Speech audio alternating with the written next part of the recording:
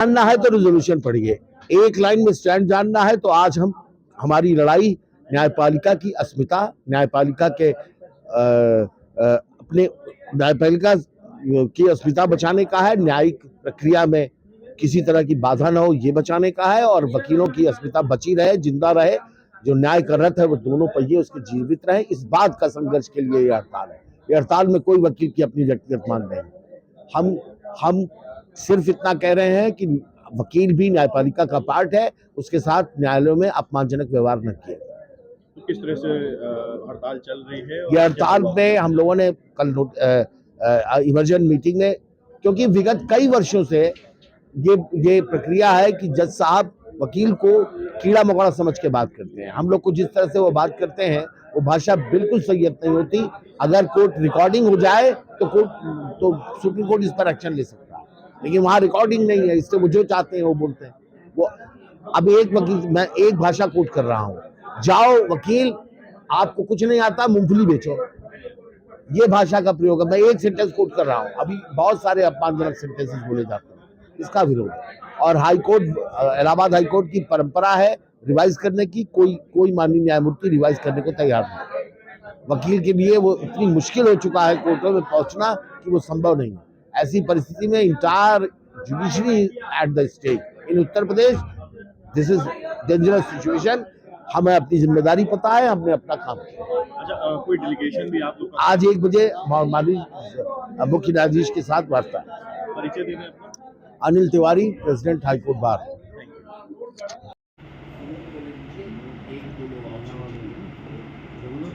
जो आप बोल जो बोल सके वो, क्योंकि होगा क्या, अकेले मैं बोलूंगा तो सोचता है मैं कुछ बन छोड़ दूं, तो ऐसा ये अभिवानी नहीं। पहली बात, किसी भी तरह जो मांगे तत्काल पूरी हो, पहला रिवाइज लिस्ट, दूसरा कमिटी बंद हो, और ये 69 ये वो होने के बाद पुराना बंद करेंगे और ये बाकी मुद्दों में हम बात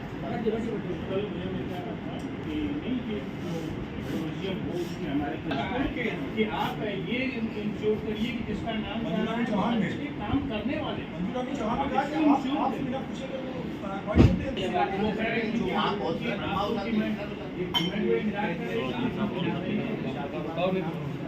रूल जैसे आदमी को जज नहीं बनाएंगे। आप बताइए, जीनियस आदमी है वो, एक अद्भुत जज साहब था, सिर्फ इसलिए कि वो एक ब्राह्मण है और शार्प आदमी है। जैसे हम हमारे साथ बात कर जो है कि ये आदमी दबता नहीं है। अब कहाँ बना पाएंगे?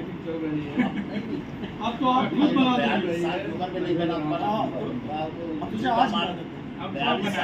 नाम दिया था 42 साल की उम्र में माधव चुगलू ने हमारे।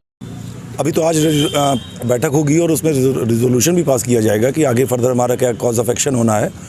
लेकिन आज की हमारी जो हड़ताल है ये न्यायालय की गरिमा और अधिवक्ताओं की अस्मिता के बचाने की लड़ाई थी। हमारी कुछ डिमांड्स थी, न्यायालय अपनी मनमानी कर रही हैं, न्यायालय अपना अपना अलग अलग नियम बना रही हैं, जबकि हमारे यहाँ पर सारी न्यायालयों को एक हाईकोर्ट रूल्स बना हुआ है, उसके अनुसार चलना चाहिए। उनका अलग से नियम बनाना बिल्कुल भी वाजिब नहीं था। बहुत अपने हिसाब से आर्बिट्रेरीनेस के साथ न्यायालय अपने अपना काम कर रहे हैं। अधिवक्ताओं के साथ दुर्व्यवहार किया जा रहा है। उनके बहस करने के दौरान हो सकता है कि कोई अधिवक्ता को जानकारी कम हो, लेकिन इसका मतलब ये नहीं हो गया कि उस अधिवक्ता के ज्ञान की कमी के कारण उसके साथ भरी कोर्ट में उसके साथ दुर्व्यवहार किया जाए।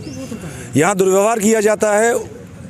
आप ऑर्डर कुछ भी पास करिए, हमारा इस पर कोई दबाव नहीं है। आपको आप ऑर्डर पास करिए, हमारे पक्ष में करिए, विपक्ष में करिए, जो करना है करिए, लेकिन आप सुनते समय अधिवक्ताओं को एक प्रॉपर रिस्पेक्ट दीजिए। हम भी आपके ही अंग हैं।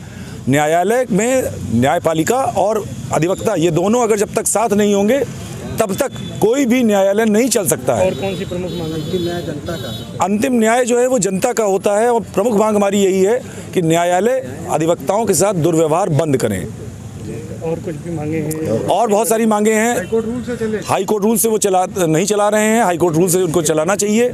अपने न्यायालय को रिवाइज करना चाहिए। हमारे यहाँ एक बहुत पुरानी ओल्ड ट्रेडिशन रहा है कि मुकदमों को चाहे वो फ्रेश में हो चाहे लिस्ट पर हो, उनको लगातार रिवाइज़ किया जाता है, एक निश्चित समय के बाद रिवाइज़ किया जाता है। वो रिवाइज़ नहीं कर रहे हैं और इतनी बड़ी हो गई है इस समय न्यायालय का जो क्षेत्र है कि एक तरफ से दूसरी तरफ जाना और एक साथ अगर दो जगह पे मुकदमे आ रहे हैं तो दोनों मुकदमों को हम नहीं कर पाते हैं, और अगर नहीं कर पाते तो वहाँ पर एडवर्स ऑर्डर पास कर दिया जाता है हमारे खिलाफ।